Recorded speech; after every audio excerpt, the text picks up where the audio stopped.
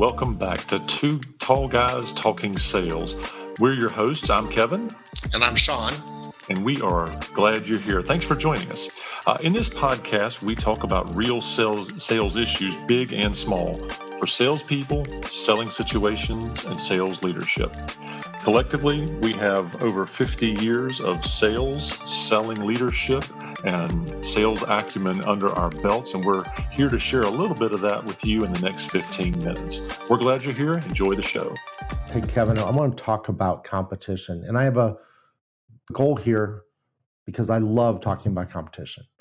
I think knowing your competition and beating your competition is the most enjoyable thing about sales. In fact, I loved it so much that when I was writing my book several years ago, one of my friends asked me, what do you want them to get out of your book? What's the one thing that you want them to get? And I said, I want them to learn how to grow their commission. And he goes, no, it's not good enough. What causes that? And I go, beating your competition. And he goes, you should name your book Beating Your Competition. And then when I talked to my editor, she didn't really like that name. And so we titled my book Eliminate Your Competition because it was more emphatic in her opinion. I like the title. Hopefully everybody can go out and check out my book, Eliminate Your Competition.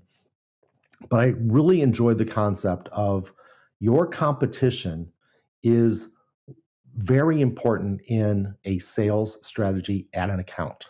This podcast is going to be a lot about salespeople doing their job, maybe a little bit of sales manager conversation here as well, but mostly about salespeople doing their job.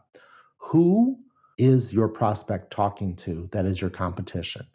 Your competition can be a company that is selling a similar product to yours. It can be a company that sells a bigger product than yours, a company that sells a smaller, bigger and smaller meaning capabilities wise. Be less capable, they can be more capable, but they could also just be taking your money. Most of our clients only have so much money that they can actually spend on any one thing. They have to keep the bills going. They have to pay the rent. They have to pay the workers. They can have so much things that they are going to spend new money on, budget items on, things that aren't in the budget now are probably not going to be approved unless they are more important to spend money on. The CFO says this is a better ROI than something else. A lot of times your competition can also be, we're going to do something else instead. And understanding who your competition is it a product competitor? Is it a company competitor? Or is it just a competitor for your money? And then the other big one is, the competitor is, we're not going to do anything because we like where we're at. I'm not going to make a decision, or I don't care to decide today to move forward. That's a competitor as well. I love talking about competition, and I've already talked about it a lot, so I'm going to turn it over to you, Kevin. What do you think about this? Well, competition is at the helm of all of our challenges. A quick sports analogy. We're sales guys. Sports analogies just work. Every professional sports team watches game film. They know before they come into a game, is this an offensive or a defensive juggernaut that we're trying to outperform? It should be no different. We're sales professionals. We should be watching a game film of sorts. And a game film of sorts for us is internet research, competitive research. We're talking SWOT analysis, strengths, weaknesses, opportunities, and threats. SWOT is a great tool if you've never done that analysis. Sean, you've got some insight on that. But 57% of companies, according to the Sales Acceleration national research done last year, 57% of companies don't know their competitors in the markets they serve. And that is a huge Achilles heel issue. If you want to use it in different terms, that's a burning platform. When you don't know who you're selling against, you're bound to lose out on things that are on situations and features that you could have offset during the sales process. To kind of bring that down to the ground level, let's talk about what can I do today in my business to create goal line separation from my competition.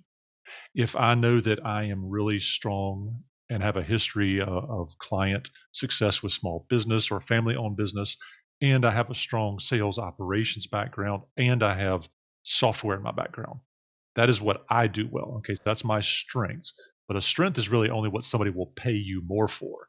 It's not just your people. It's not just how you feel about how you deliver a project. It's what are they going to pay you more for? taking those things from what I do well and pushing them together as a strength is where I start. What does my competition do well? That's my threat piece. I start with my strengths and their strengths.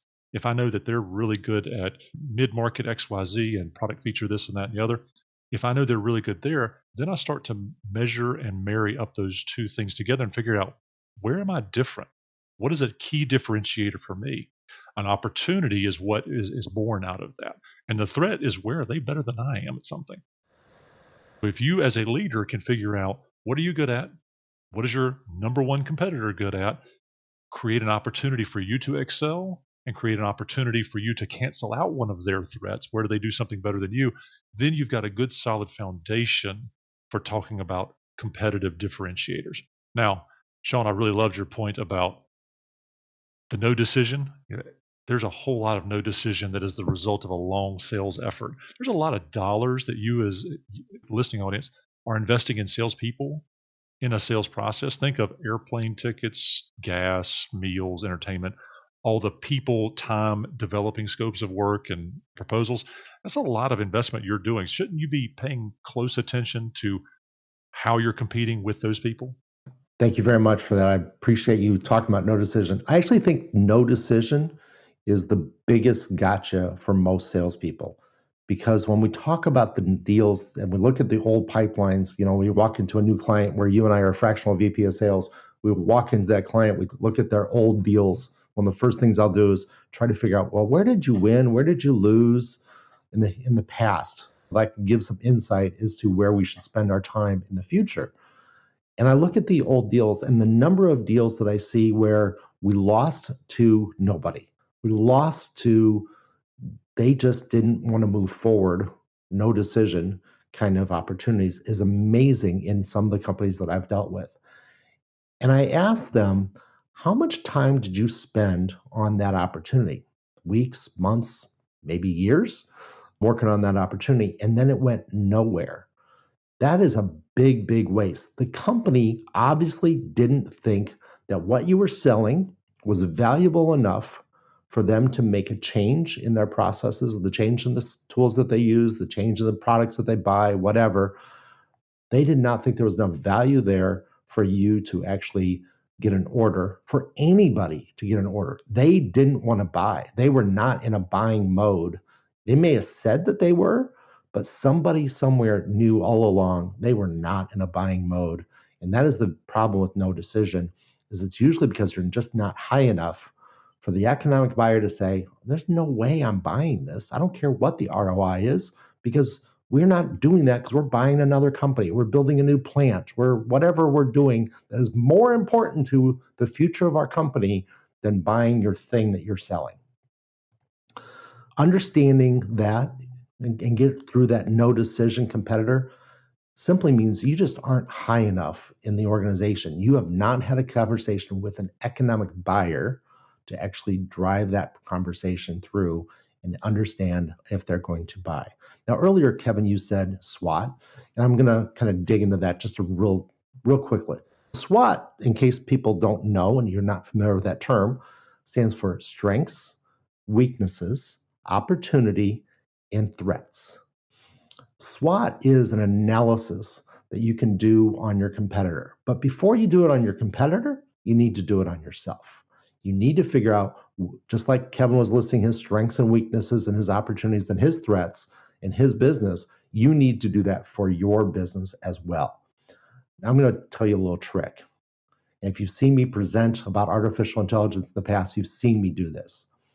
You can load in information about your company, about your LinkedIn page of your company, do your about section of your company, take all of those things and put them into Chat GPT or some type of the new GPL AI tools that are out there in the marketplace. You want to have one that is available to look at the internet. So you can add that on. Maybe that's Bing, depending on when you're listening to this. It could be Bing, it could be Google, whatever. But you want to have it be access to the internet, because you want to not only load that information in from those pages, but you want to have it go to those pages itself and read those pages. Then you say, give me a SWOT analysis of my company or the company we just described.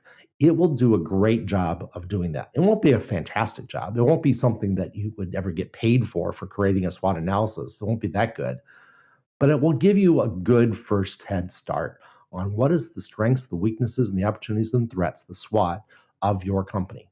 Now, do the same thing with your top 3 competitors. And if you don't know who your top 3 competitors on, go to Google, find it.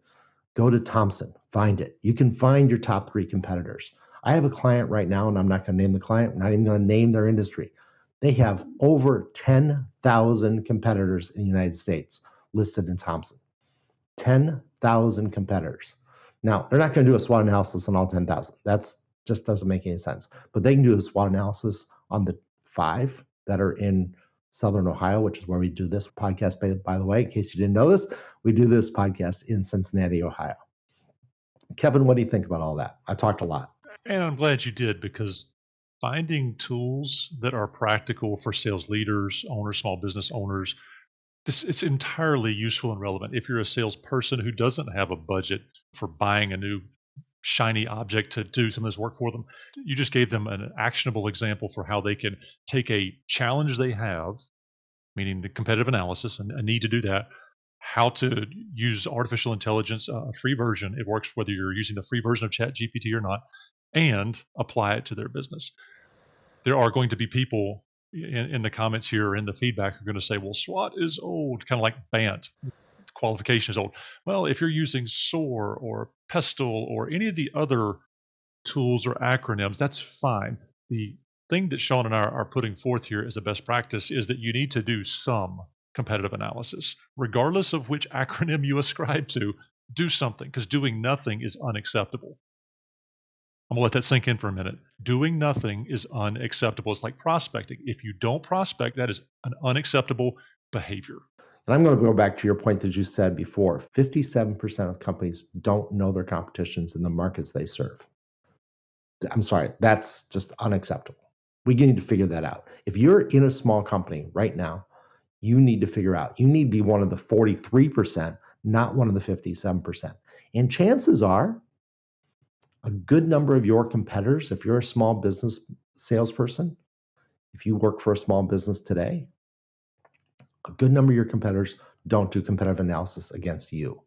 This is an area where you can beat your competition. You can eliminate your competition by being better than them. You can know more about them than they know about you. And that's going to give you a competitive advantage, all other things being equal. It's going to give you the ability to sell. It's going to give you the ability to beat your salesperson that you're competing with. Now, it's still product versus product and company versus company. I talk about the 3 legs of the stool. You're selling your company, you're selling your product, and you're selling yourself. You need to be the best you can be on that leg of the stool, and you need to be exceptionally good at that. You also need to think about, how am I going to ask questions? I'm going to go back to that no decision conversation we had before. How am I going to ask questions? How am I going to get to the economic buyer? I know that this is important for the customer, that the customer wants to buy what I'm doing. They want to solve this problem. I talk about this all the time. Don't talk to me about pain when I'm talking to my salespeople. Talk to me about, what is the goal to solve the problem? And if you have the goal, then you can eliminate that no decision. And no decision is such a big deal, because there is no SWOT that you can do against no decision. You just need to know how to ask questions to the customer, to the prospect. I think we've kind of beat this one up a lot. I'm going to focus on this a little bit more. Please go out there, understand your competition. Please go out there and find out who is taking the money away from your table, taking money away from your family.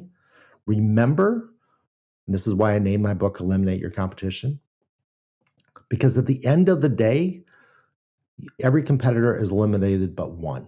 One company, one salesperson wins the order. It's the one that's not eliminated that wins the deal. You wanted money. You need to eliminate your competition.